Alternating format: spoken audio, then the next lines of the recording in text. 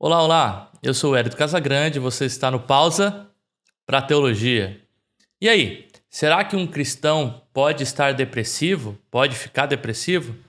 Cristão tomando remédio contra a depressão. Isso existe? A pergunta parece até meio tonta, mas ainda tem gente que vê a depressão como algo de gente fraca, pessoas que não creem realmente em Jesus, falta de fé. Pelo tanto de bobagem que é dita, eu acho que vale a pena a gente investigar sobre esse assunto. Tá, mas o que isso tem a ver com a nossa devocional diária de hoje? Tudo. Hoje, nós vamos ler um relato de alguém que está num estado profundo de angústia. Um estado de angústia tão grande que muitos enxergam nesse texto um caso de depressão. Nosso texto de hoje é Jó, capítulo 3. Mas na Bíblia, a gente poderia falar de diversos outros textos e casos de estado de angústia, tristeza e, quem sabe, depressão. Um exemplo seria Elias na caverna, Jeremias ou Jesus no Getsêmani. Mas antes de qualquer coisa, quero dizer que eu estou lidando aqui com textos que falam de uma angústia muito grande. E claro que angústia, tristeza devem ser sempre diferenciadas. Não são sentimentos iguais e que faz com que a pessoa se limite na sua vida e seja impedida de dar continuidade por alguma questão. Tendo dito isso, vamos para algumas definições aqui do que a gente pode considerar como uma depressão. Claro que essas definições elas são genéricas e não tem aqui um sentido médico, mas a gente pode se basear nelas para a gente começar a nossa discussão. Primeiro, é interessante a gente notar que nem toda depressão é igual. Embora existam sintomas que sejam semelhantes, as categorizações elas são as mais diversas. Por exemplo, depressão maior, depressão persistente, depressão que é induzida por alguma substância química e diversas outras. No geral, o que a gente sabe? Que a depressão é um sentimento que é caracterizado por uma tristeza, um humor depressivo por um tempo prolongado. E essa depressão ela vai afetar o humor, a cognição, os afetos, vai ter diminuição de prazer e pode incluir inclusive outros sintomas como insônia, perda ou ganho de peso, fadiga, cansaço, sentimento de culpa, inutilidade, capacidade diminuída de reflexão e até, em alguns casos, a ideação suicida. Por isso, é muito difícil a gente falar da depressão como algo somente espiritual. E aqui a gente entende que a depressão ela pode ser algo multifatorial, e é na maioria das vezes. Inclui então questões biológicas, psicológicas, sociais, e por que não dizer então também questões espirituais. Tá, beleza, a gente já sabe mais ou menos aqui o que a gente quer dizer com depressão. Mas o que o texto de Jó 3 tem a ver com isso? Quando nós lemos o texto de Jó 3, a cena narra um personagem que perde tudo que possui. Capítulo 1 e 2 de Jó narra então que Jó perde os seus filhos, perde as suas filhas, perde os seus bens materiais, perde a própria saúde. Inclusive, a própria mulher sugere a inutilidade da sua fé e pede que Jó amaldiçoe a Deus. A resposta imediata de Jó diante disso é a indignação.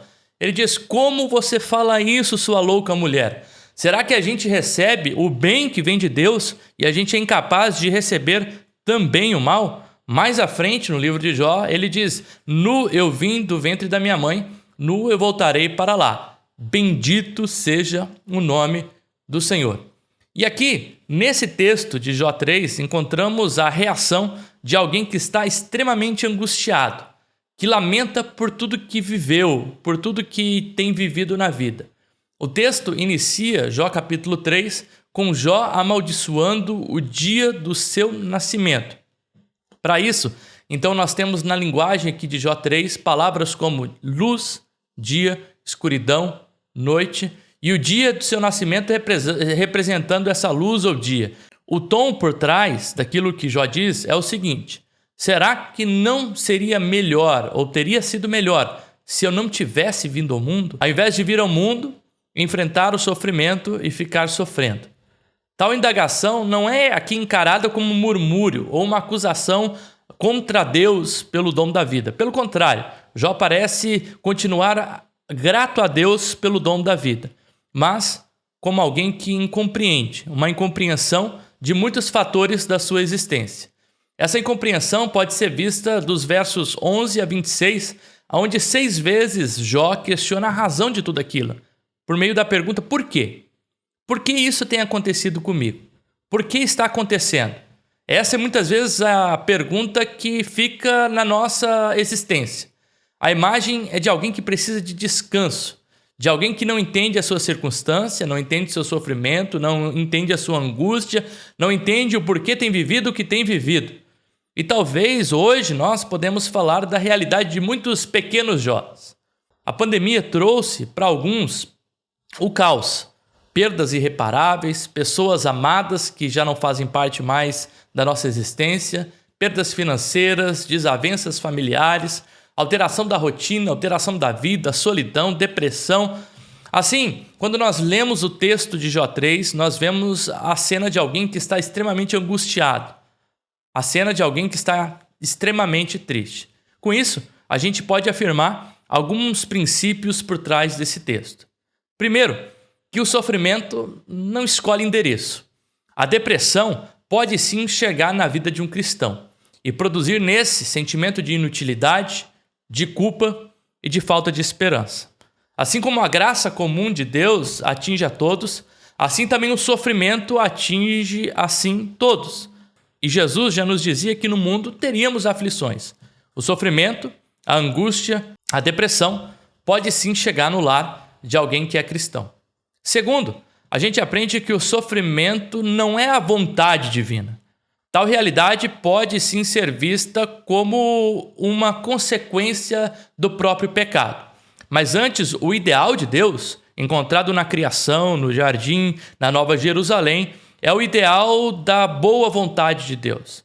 É o ideal do não sofrimento, é o ideal do não choro, é o ideal de uma nova vida que é plena em Cristo Jesus. E é isso que Deus nos promete, vida plena. No entanto, o pecado, com a sua consequência, trouxe que essa realidade do sofrimento, da angústia, da depressão, das doenças, fizessem parte da humanidade.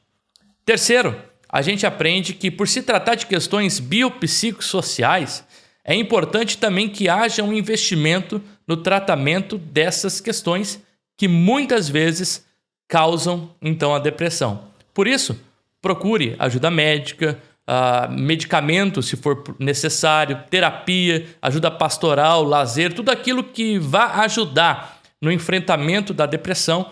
É importante que nós tomemos posse, que a gente realmente possa pegar esses fatores, esses auxiliadores, para no combate e no enfrentamento da depressão. Por fim, por ser toda a realidade espiritual, embora a depressão não necessariamente seja causada por questões espirituais apenas, a depressão também afeta o espiritual, afeta a fé, afeta a nossa relação com Deus. Alguém em depressão é alguém incapaz de produzir sentidos de esperança e de fé. Por isso, é preciso buscar em Deus o auxílio e o socorro também nesses momentos de angústia. A busca pela esperança e pela fé são essenciais no enfrentamento da depressão. Assim, se você está sofrendo uma depressão ou conhece alguém nesse estado, primeiro, não se culpe, não é sua culpa. Não culpe a pessoa que está sofrendo a depressão como se fosse culpa dela. Não é falta de fé, não é fraqueza, não é falta de Deus. Procure antes ajuda médica, ajuda terapêutica, ajuda pastoral, mas acima de tudo, a ajuda de Deus. O nosso propósito com essa devocional não é ser extremamente profundo no assunto, mas antes desmistificar a ideia errada que liga a depressão diretamente à falta de fé, à falta de Deus ou à fraqueza. Pelo contrário, é preciso muita força para vencer esse tipo de transtorno. Assim, eu peço a você que, se você gostou desse vídeo, siga o nosso canal, se inscreva e compartilhe com outras pessoas. Que Deus possa abençoar a sua vida.